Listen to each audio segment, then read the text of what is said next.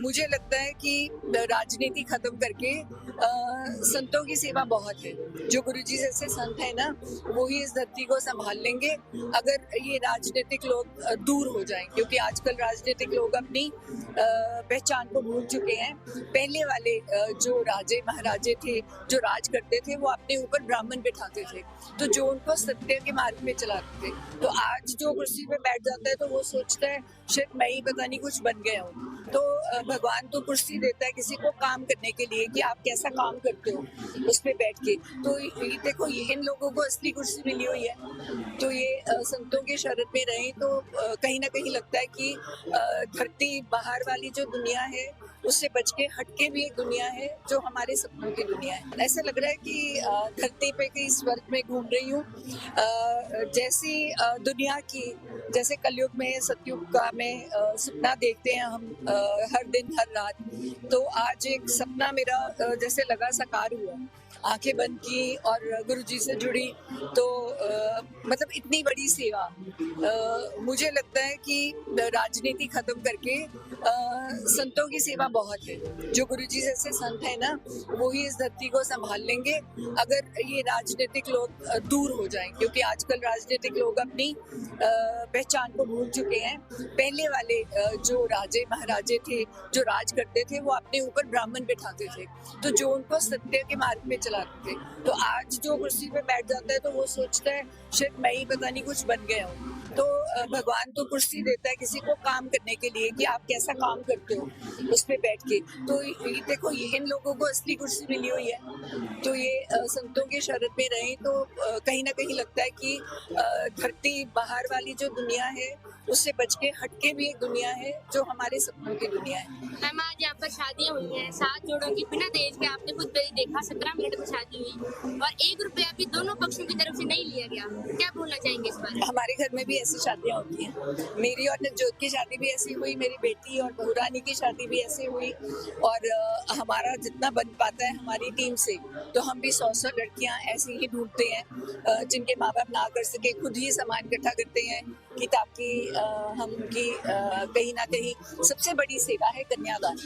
अगर धरती में कोई दान है तो वो कन्यादान है, और ये एक ऐसी जगह है जहाँ पे एक पुरुष और महिला को बराबर समझा जाता है। तो मेरे हिसाब से जो बाहर की दुनिया है उसमें तो बिल्कुल ही छोटा समझा जाता है औरत को। तो यहाँ औरत को जो मान और दर्जा मिलता है, अगर वो बाहर भी मिल जाए, बराबर का मिल जाए, तो मुझे लगता है कि तभी कलयुग से आधा सतयुग तो उसी दिन बदल जाए। जिस दिन आप अपने घर में, जैसे मेरे घर वाले कहते हैं, नवजोत कहते हैं, और मेरा बेटा जैसे अपनी बीवी को पूछता है, क्योंकि उनके बिना घर में कुछ नहीं होता। मेरी माँ है घर में, उनके हिसाब से ही घर चलता है। जो बड़े बुजुर्ग हैं और जो औरत की पूजा करते हैं, औरत की तरह से अपना घर चलाते हैं, वही सुखी हैं।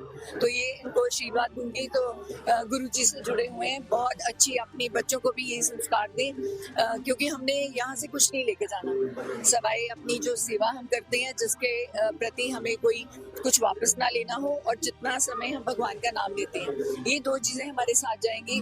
तो मेरा सबसे अनुरोध है कि इन 2 चीजों के सवाए सब बेकार है।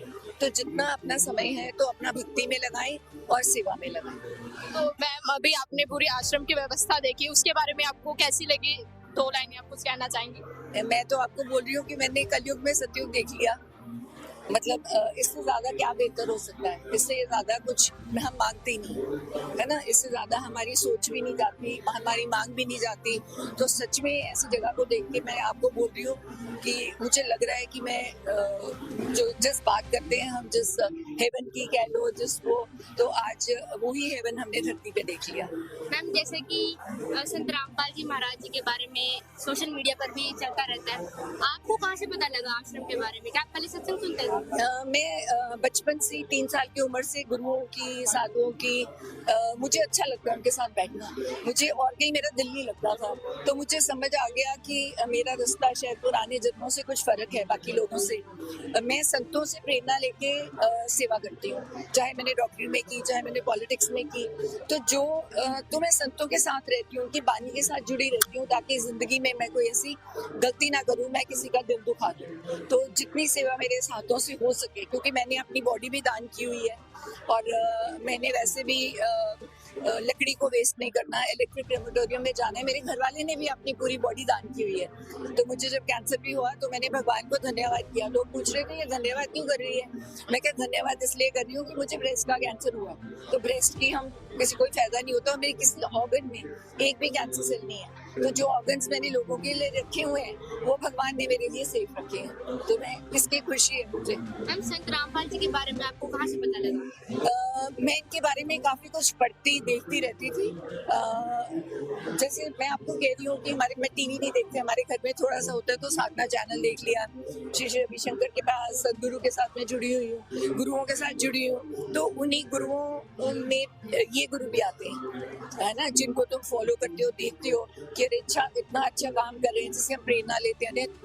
मैं भी कब मिलूंगी, मेरा भी कभी मिलना होगा, है ना। तो भगवान जब चाहते हैं तो मैं पूरा कर देते हैं। तो कोई मैं तो तुच्छ सी हूँ, कुछ भी नहीं हूँ इस दुनिया में।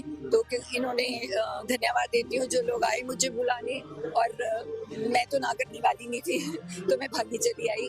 तो मैं सोचती हूँ कुछ अच्छे कर्म किए होंगे मैंने कि इस धरती पे मैं आज खड़ी हूँ।